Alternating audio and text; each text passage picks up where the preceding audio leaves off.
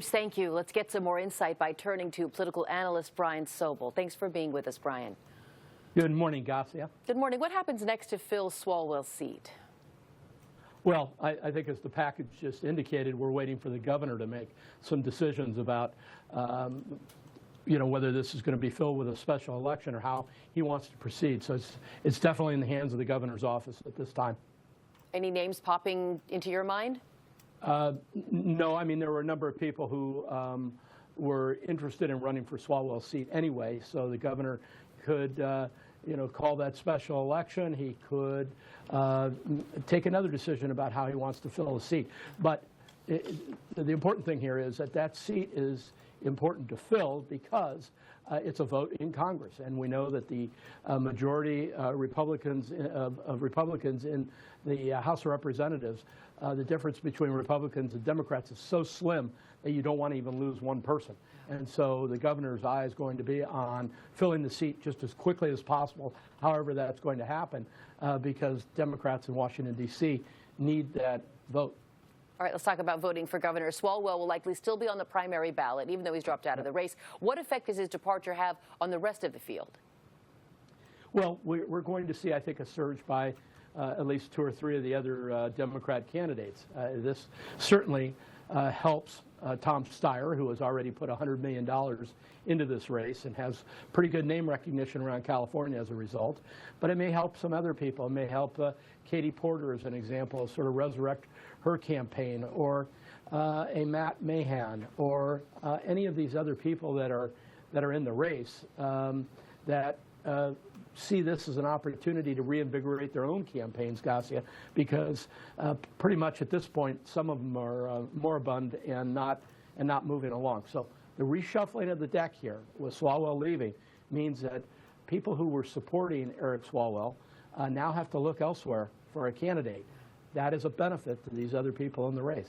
The Manhattan DA's office is looking into allegations of sexual assault. Is Swalwell's political career finished? Could we see him go to jail?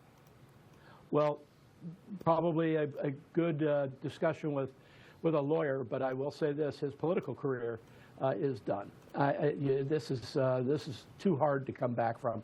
We've seen other situations around the country where this type of scandal has brought down a member of Congress, and it's just too hard to come back from. And as you were billboarding a little while ago, I mean, we're now going to hear from yet another accuser, and at a certain point, he's done. I mean, there's no two ways about it. And when you think about his career, I mean, he's 45 years old. He had a long runway. He was being talked about as a presidential aspirant. Right. He was a mainstay in the Democrat Party, chasing Donald Trump and other things, and his career has imploded in a big, big way. Yeah, in a short amount of time, right? In just the past hour here, we talked with the San Francisco Chronicle reporter who's based in D.C. He broke the story. He is among the many trying to sort of figure out what Swalwell was referring to when he released a statement saying that he made mistakes in judgment in his personal life. I think that was his way of edging to the, to the truth, that he had advance warning, certainly by more than one of these women, that they were going to go public, and I think he was trying to get out in front of the story.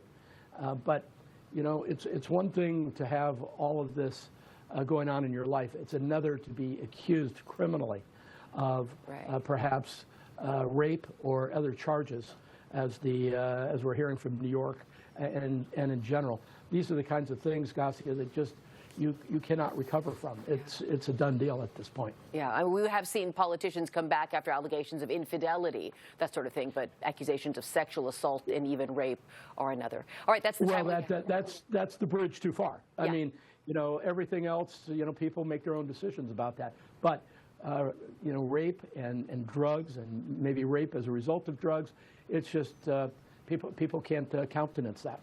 All right, Brian Sobel, that's our time for this. Thank you so much for joining us this morning. We'll swing down to Southern California.